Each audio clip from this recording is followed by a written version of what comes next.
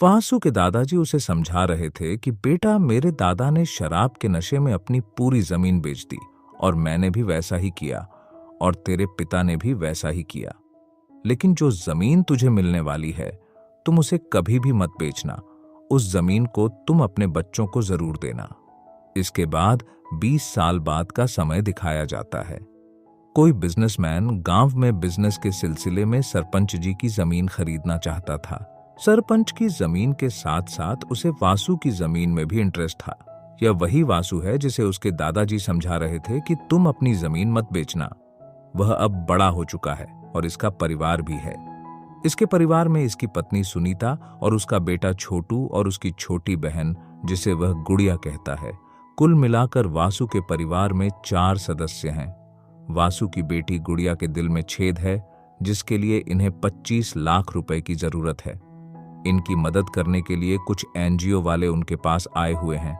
NGO वालों ने video बनाया और वादा किया कि इनके व्यू से जितने भी रुपए आएंगे वह इनको दिए जाएंगे। अगले दिन वासु ने एनजीओ वालों को फोन करके पूछा कि वीडियो तो 2.5 लाख लोगों ने देखा है और आपने केवल 12,000 रुपए ही दिए हैं। तो एनजीओ वालों ने कहा, उन्होंने हमसे प्रभावित होकर हमको रुपए दिए हैं। अगर कोई ज्यादा दयालु होगा तो तुम्हें भी रुपए देगा। यानी वह एनजीओ वाले फ्रॉड थे। वासु के पास एक टेम्पो था जिससे वह धंधा पानी करके अपने घर का खर्च चलाता था, लेकिन उसकी आर्थिक हालत बहुत ही खराब थी। सेठ ने उसे उसकी पूरी मजदूरी नहीं दी और उसे कहा कि तुम और तुम्हारी बीवी रो रो कर एक और वीडियो बनाओ, फिर हो सकता है लोग तुम्हें रुपए दे देंगे। लोग बहुत दयालु हैं, लेकिन मैं नहीं हूं।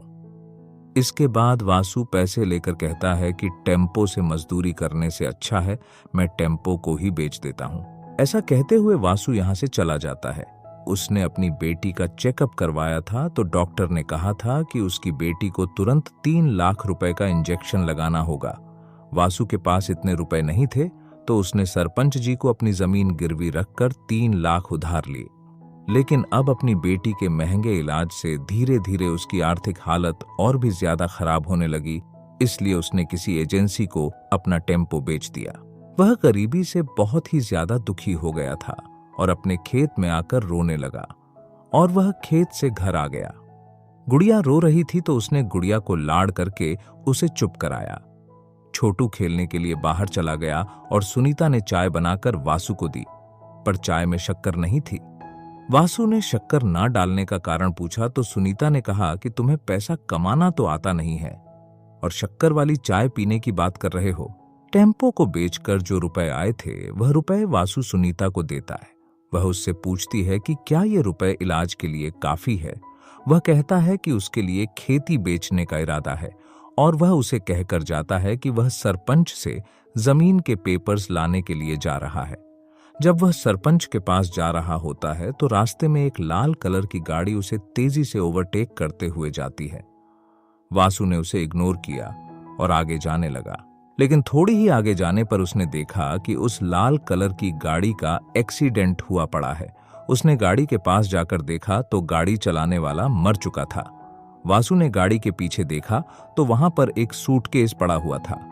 उसने सोचा कि सूटकेस में शायद कोई कीमती सामान होगा जिससे वह अपनी बेटी की दिल की बीमारी ठीक करवा सकता है। इसलिए उसने अपने हाथ पर तौलिया पलेटा और जोर से गाड़ी के कांच पर मुक्के मार मार कर उसे तोड़ दिया और गाड़ी का दरवाजा खोलकर सूटकेस लेकर भाग गया। लेकिन वह गलती से अपना तौलिया गाड़ी में ही भूल गया। यह गाड़ी एक बहुत बड़े व्यापारी की थी। वह अपने असिस्टेंट को बुलाता है और उसके टट्टे भींचकर उसे कहता है कि मुझे गाड़ी से कोई मतलब नहीं, मुझे अपना सूटकेस चाहिए। व्यापारी उसे कहता है कि उसके लिए किसी प्रोफेशनल डिटेक्टिव को लगाओ। असिस्टेंट गाड़ी के एक्सीडेंट की लोकेशन पर एक डिटेक्टिव भेजता है। वह आकर मरे हुए ड्राइवर को देखता है और गाड़ी के नीचे लगी हुई किसी तरह की डिवाइस निकालता है। शायद यह ट्रैकर हो सकता है। उसे वासु का तौलिया मिल जाता है तो वह तौलिए को अपने बैग में डाल लेता है और नंबर प्लेट को भी उतारकर अपने बैग में डाल लेता है। इसके बाद वह अपनी बाइक से पेट्रोल निकालता है और गाड़ी पर छिड़क देता है और फिल्मी स्टाइल में गाड़ी के आग लगा देता है। लेकिन स्टाइल के चक्कर में उसका पिछवाड़ा जल जाता है और भागकर वह अपने पिछवाड़े की आग बुझाता है। उधर वासु बड़ी तेजी से सूटकेस लेकर अपने दोस्त अंजी के पास जाता है। वासु और अंजी दोनों बहुत बड़े चिंदी चोर थे। एक चोरी के दौरान पुलिस आ गई थी, इसलिए वासु अंजी को छोड़कर भाग गया था। अंजी को पुलिस पकड़ कर ले गई और उसे 6 महीने की जेल हो गई। इसलिए अंजी उसे डांट कर अपने घर का दरवाजा बंद करके अंदर चला जाता है। अंजी अंदर से वासु को कहता है कि तुम जेल में मुझसे मिलने के लिए एक बार भी नहीं आए। वासु भी उसे कहता है कि तुम्हें भी जेल से बाहर आए हुए 6 महीने हो गए। तुम मेरी बीमार बेटी से मिलने के लिए एक बार भी नहीं आए। इसके बाद वासु उसे कहता है कि ठीक है, अगर तुम सूटकेस नहीं खोलोगे तो मैं किसी और के पास चला जाऊंगा। अंजी उसे कहता है कि चलो ठीक है, और वह वासु को अंदर बुलाता है। अंजी बहुत कोशिश करता है पर उससे सूटकेस नहीं खुलता। अंजी उसे कहता है कि यह हमसे नहीं खुलेगा, चलो हम किसी और के पास चलते हैं। वे दोनों बाहर आते हैं तो वासु अंजी को कहता है कि मेरी साइकिल पंचर हो गई है। अंजी उसे कहता है कि कोई बात नहीं, मेरे पास दूसरी साइकिल है। वासु साइकिल को देखकर समझ जाता है कि यह साइकिल चोरी की है। अब दोनों यहां से पड़ोस के गांव के किसी काका के पास जाते हैं जो इन्हीं के डिपार्टमेंट का आदमी था। दोनों ने काका से डील की थी कि काका सूटकेस खोलेगा और इस काम के लिए वे काका को 5,000 रुपए देंगे। लेकिन काका ने कहा कि इस सूटकेस में जो भी होगा उसके 3 हिस्से होंगे। इस बात पर अंजी और वासु नहीं माने और यहां से जाने लगे। काका ने वासु और अंजी को कहा कि मैं जानता हूं कि तुम अभी 6 महीने की जेल काट कर आए हो और तुम्हारे बाप दादा ने दारू पी पीकर अपनी सारी जमीन को बेच दिया। तुम कहीं पर भी चले जाओ, दुनिया बहुत छोटी है। इस पर अंजी का दिमाग खराब हो गया और उसने हथौड़ा लेकर काका के सर पर मारा और दोनों भाग गए। लेकिन इनको एक लड़के ने देख लिया। उधर उस डिटेक्टिव के पास उस व्यापारी का असिस्टेंट फोन करके कहता है कि तुमने गाड़ी को जलाया क्यों? डिटेक्टिव ने कहा, वहां पर मेरे फिंगरप्रिंट, डीएनए, सलाइवा सब कुछ मिल सकता था। मैंने आपसे बिना एडवांस लिए ही सारे सबूत नष्ट किए हैं। उल्टा आपको मुझे धन्यवाद कहना चाहिए। व्यापारी के असिस्टेंट ने उसे पूछा, क्या तुम्हें गाड़ी से सूटकेस मिला? डिटेक्टिव ने कहा कि मुझे कोई सूटकेस नहीं मिला, वहां पर एक तौलिया मिला जिसे मैं ले आया। उधर जहां गाड़ी का एक्सीडेंट हुआ था वहां पर पुलिस आकर छानबीन करने लगती है।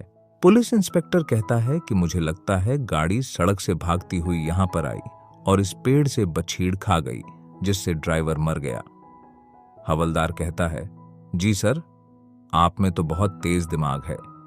4-5 घंटे छानबीन करने के बाद इनको पता चलता है कि गाड़ी के नंबर प्लेट नहीं है। डिटेक्टिव उस व्यापारी की गाड़ी की छानबीन के सिलसिले में कहीं पर जा रहा होता है जिसे वे 2 पुलिस वाले रोक लेते हैं। हवलदार चाबी निकालकर उसे कहता है, लाइसेंस दिखाओ। डिटेक्टिव के पास लाइसेंस, गाड़ी के पेपर्स, उसकी आईडी कुछ नहीं था, इसलिए हवलदार उसे एसआई के पास ले गया। डिटेक्टिव ने एसआई को कहा कि मैं आपका दूर का रिश्तेदार हूं और वह बातों बातों में एसआई को मूर्ख बना देता है। डिटेक्टिव की बातों से प्रभावित होकर एसआई अपनी गाड़ी से डिटेक्टिव को पेट्रोल निकालने देता है। लेकिन हवलदार थोड़ा चतुर था। उसने एसआई को कहा कि सोचो सर, उसके पास एक भी डॉक्यूमेंट नहीं है, मुझे तो उस पर शक हो रहा है।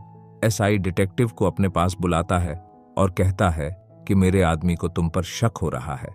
मुझे पता है तुम मासूम हो, इसलिए तुम अपना बैग चेक करवाकर इसका शक दूर कर दो।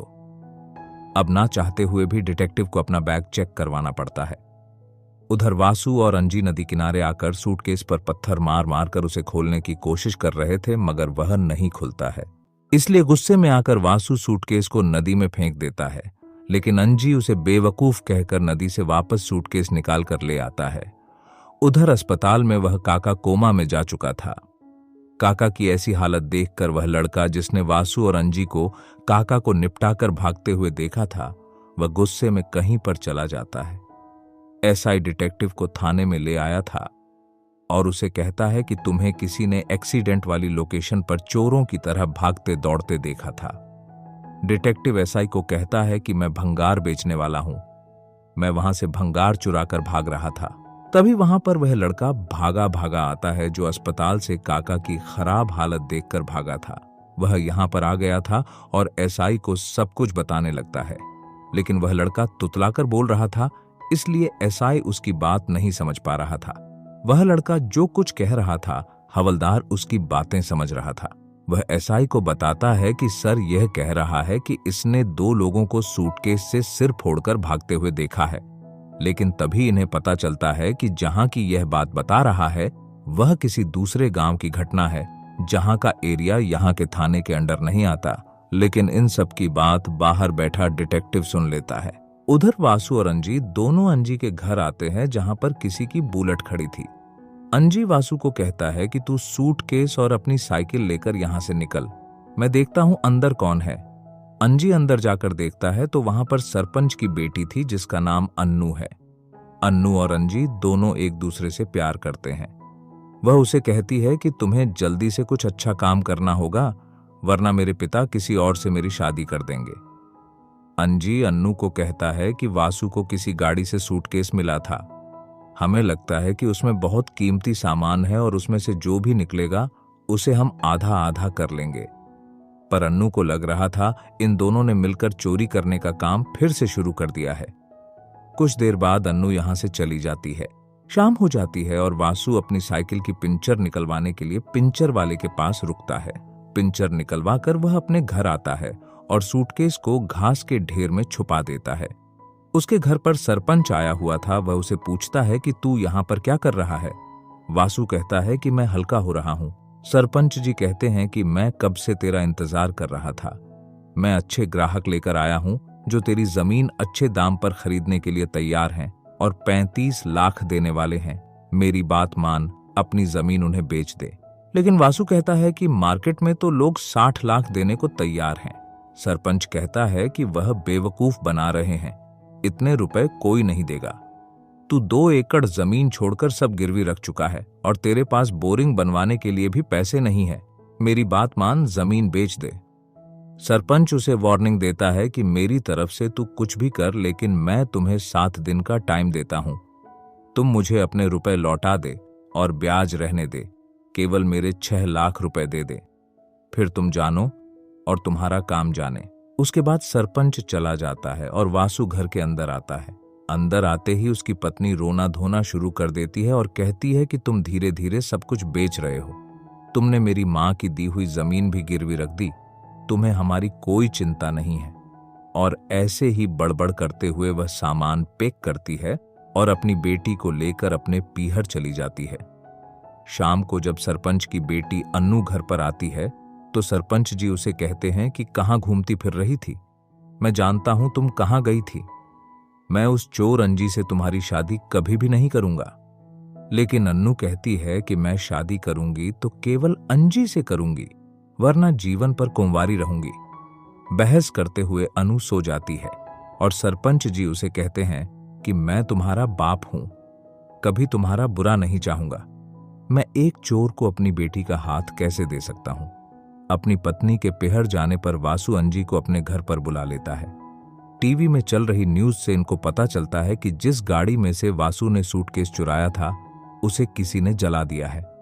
तभी चूहे ने सूटकेस को गिरा दिया, जिससे वह खुल गया। उसे खोलने पर इनको पता चलता है कि सूटकेस के अंदर हीरे रखे हुए हैं।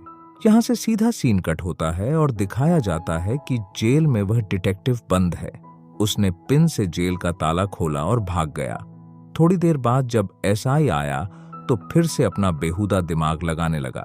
इसके बाद वासु अपने ससुराल आता है और सुनीता और अपने ससुर को सूटकेस वाले हीरो में से एक हीरा दिखाकर कहता है कि मुझे एक हीरो का मटका मिला था, उनमें से ये हीरे मुझे मिले। सुनीता अब खुश हो जाती है क्योंकि अब उनकी बेटी का भी इलाज हो जाएगा और उनकी सारी समस्याएं दूर हो जाएंगी। इसलिए वह वापस अपने ससुराल आ जाती है और वासु अपने परिवार के साथ खुशी से रहने लगता है। वासु अब हीरों को चावल के मटके में रख देता है। उधर अंजी सरपंच की बेटी के साथ मजे कर रहा था। वासु उसे फोन करके पूछता है कि क्या तुम्हें हीरों के खरीदार मिले। तो अंजी उसे कहता है कि खरीदार मिलते ही तुम्हें फोन कर दूंगा, बार बार फोन करके परेशान करना बंद कर। वासु सरपंच से कुछ और रुपए उधार लेता है। सरपंच फिर से उसे जमीन बेचने पर फोर्स करने लगता है, लेकिन वासु कहता है कि 1 हफ्ते में आपको सोचकर बताता हूं। उधर डिटेक्टिव पूछताछ करता हुआ उस काका के घर पहुंच जाता है। वहां छानबीन करके वह पास वाली दुकान से सिगरेट मांगता है। वह दुकानदार को पेमेंट ऑनलाइन करने वाला था, लेकिन दुकानदार ऑनलाइन पेमेंट नहीं लेता था, इसलिए डिटेक्टिव सिगरेट का पैकेट लेकर भाग जाता है। उधर थाने में हवलदार एसआई को कहता है कि गाड़ी जिसके नाम पर रजिस्टर है उसका पता चल गया है। यह गाड़ी हैदराबाद के किसी व्यापारी के नाम पर रजिस्टर है। वह डिटेक्टिव छानबीन करता हुआ उस काका के पास हॉस्पिटल पहुंचता है। काका की पत्नी उसे कहती है कि तुम कौन हो, भागो यहां से। लेकिन डिटेक्टिव कहता है कि इंश्योरेंस एजेंट हूं, इंश्योरेंस के रुपए देने आया हूं। पैसों की बात सुनकर काका की पत्नी उसके पैर पड़ गई। नर्स काका को इंजेक्शन लगाने के लिए आ रही थी, लेकिन इन्हें गलत पोजीशन में देखकर यहां से भाग जाती है। अंजी और वासु हीरे बेचने के लिए एक सुनार के पास आते हैं। सुनार इन्हें इस हीरे के बदले 80,000 रुपए देने की बात करता है, लेकिन इनको यह रेट नहीं जमता तो ये यहां से वापस चले जाते हैं। उधर एसआई और हवलदार उस व्यापारी के पास जाते हैं और उसे पूछते हैं कि क्या यह गाड़ी आपकी है। व्यापारी कहता है कि हाँ, यह गाड़ी मेरी है। तुम्हें गाड़ी में से कुछ मिला था क्या? एसआई कहता है गाड़ी में से तो कुछ नहीं मिला, लेकिन एक भंगार वाला था जो गाड़ी से सामान चुराकर भाग रहा था। व्यापारी कहता है कि वही भंगार वाला मुझे चाहिए। व्यापारी अपने लॉकर से एक थैली निकालता है और उनमें से इस तरह के हीरे निकलता है जो हीरे वासु और अंजी को उस सूटकेस में से मिले थे। व्यापारी इन्हें एक हीरा देते हुए कहता है कि वह आदमी मुझे लाकर दो और बाद में मैं तुम्हें 2 हीरे और दूंगा। हवलदार कहता है कि इस बेकार के पत्थर का हम क्या करेंगे। व्यापारी हवलदार का पप्पू भींचते हुए कहता है कि इस एक पत्थर की कीमत 25 लाख है। उधर वासु अपने परिवार के साथ खाना खा रहा था। खाना खाते हुए उसकी पत्नी ने उसे पूछा कि वह हीरे कहाँ रखे हैं। वासु ने कहा, उस मटके में छुपे हैं। सुनीता जब जाकर मटके में हीरे देखती है तो उसे पता चलता है कि उन हीरों को चूहे ने कुतर दिया था। उधर अंजी और सरपंच की बेटी मजे कर रहे थे। अन्नू कहती हैं कि हम दोनों भागकर शादी कर लेंगे और फिर कुछ दिनों के बाद मेरे पिता मान जाएंगे। वासु की पत्नी चावल और हीरों को अलग अलग कर रही थी। तभी वासु को अंजी कॉल करके बताता है कि हैदराबाद में एक पार्टी है जो हीरों का 10 लाख रुपए देने के लिए तैयार है, हम कल वहां जाएंगे। हीरे तो नष्ट हो गए थे, इसलिए वासु कुछ पत्थर उठाता है और उन्हें नीले पेंट में रंग देता है। उधर उस डिटेक्टिव को वह लड़का जिसने अंजी और वासु को काका को मारते हुए देखा था, वह मिल जाता है। वह पेट्रोल पंप पर काम कर रहा था। डिटेक्टिव उस लड़के को कोने में लेकर आता है। वह लड़का डिटेक्टिव को बताता है कि वह 2 जने थे और हरे रंग की साइकिल पर आए थे। डिटेक्टिव छानबीन करता हुआ सरपंच तक पहुंच जाता है और सरपंच के पास जो साइकिल थी उस सीट का रंग भी हरा था, इसलिए वह सरपंच के पीछे पीछे उसके घर तक पहुंच गया। सरपंच उसे बताता है कि वह साइकिल मेरी नहीं, एक चोर की है जिसका नाम अंजी है। कुछ दूरी पर उसका घर मिलेगा, उसके पास जा और मेरा पीछा छोड़। डिटेक्टिव अंजी के घर पर आता है और उसे बांधकर पूछा कि तुम्हारा पार्टनर कहाँ है और तुमने सूटकेस को कहाँ छुपाया है। वासु अंजी के घर आता है तो वह पहले खिड़की से देखता है, जिससे उसे पता चलता है कि कोई अंजी को बांधकर उसे सूटकेस के बारे में पूछ रहा है और वह अंजी को जान से मारने की धमकी दे रहा है। वासु को लगता है कि यह आदमी उसे भी मार देगा, इसलिए वह यहां से भाग जाता है।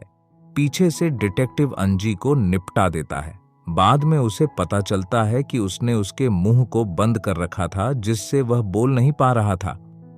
उधर अन्नू बस स्टैंड पर अंजी का इंतजार कर रही थी, क्योंकि यह दोनों आज भागकर शादी करने वाले थे। वासु जल्दी से घर आकर अपने परिवार और सामान को ट्रैक्टर में बिठाकर यहां से रवाना कर देता है, क्योंकि उसे डर था कि वह आदमी उसे और उसके परिवार को भी मार देगा। रास्ते में सुनीता उस सूटकेस को नदी में फेंक देती है। वासु सीधा सरपंच के पास आता है तो सरपंच उसे कहता है कि एक बहुत ही बड़ी पार्टी है जो तुम्हारी जमीन अच्छे दामों में खरीदने के लिए तैयार है। सरपंच उसे ईसाई के पास लेकर आता है जो दिमाग से पैदल था। बातों ही बातों में ईसाई वासु की जमीन का भाव 70 से 80 लाख बता देता है, जिससे वासु को पता चल जाता है कि उसकी जमीन की असली कीमत 60 से 70 लाख है, पर सरपंच तो उसे केवल 35 लाख ही दे रहा है। लेकिन सरपंच किसी तरह मामले को दबा देता है और जमीन का सौदा पक्का करता है। ऐसा एडवांस के तौर पर 25 लाख रुपए का हीरा देता है और बाकी रुपए कैसे देने की बात करता है। उधर डिटेक्टिव सड़क से कहीं जा रहा था तो उसे नदी में बहता हुआ सूटकेस दिखाई दिया। वह नदी में कूद गया और सूटकेस बाहर निकाल कर लाया, लेकिन जब उसने सूटकेस देखा तो वह टूटा हुआ था और उसमें कुछ नहीं था। वासु हीरा बेचने के लिए उसी व्यापारी के पास आता है। व्यापारी उसे हीरे की कीमत के रूप में 18 लाख रुपए देने की बात करता है। वासु को रुपयों की बहुत ज्यादा जरूरत थी, इसलिए वह 18 लाख में सौदा पक्का करता है। वह व्यापारी वासु को पूछता है कि तुमने अपनी जमीन क्यों बेची। वासु बताता है कि मेरी बेटी के दिल में छेद है, इसलिए मुझे पैसों की सख्त जरूरत है, इसलिए मैंने अपनी जमीन बेची। इतना सुनते ही व्यापारी बच्चों की तरह रोने लगा और उसने कहा कि मेरी माँ के दिल में भी छेद था, पर मैं अपनी माँ को नहीं बचा पाया, लेकिन मैं तुम्हारी बेटी को जरूर बचाऊंगा और तुम्हारी बेटी के इलाज में जितना भी खर्चा आएगा वह मैं दूंगा। तुम टेंशन मत करो। वासु बहुत खुश हो जाता है और खुशी से भावुक हो जाता है। वह दुकान से एक चश्मा लेकर आता है और पहनकर अपने घर आता है। वह अपनी पत्नी को बताता है कि जमीन बिक गई है और एक व्यापारी हमारी बेटी के इलाज का खर्च उठाने के लिए तैयार है। वे दोनों बहुत ही खुश हो जाते हैं। जिन पत्थरों को वासु ने नीले रंग में रंगा था, उनको वासु सरपंच के पास बेचने के लिए लाता है और कहता है कि एक पत्थर की कीमत 1.5 लाख रुपए है और ये पूरे 19 पत्थर है। सरपंच 19 पत्थर है। उन पत्थरों को इस व्यापारी के पास लेकर आता है और व्यापारी बड़े गौर से उन पत्थरों को देखता है। जब वासु और उसका परिवार टीवी देख रहे थे तो न्यूज में आता है कि हैदराबाद के एक व्यापारी को हीरों का गैर कानूनी धंधा करने के जुर्म में पकड़ लिया गया है और इसी के साथ फिल्म समाप्त हो जाती है। अगर कहानी की बात करें तो कहानी अधूरी सी है। जिस तरह से फिल्म का अंत हुआ है उस तरह से लगता है कि इसका अगला भाग भी आएगा।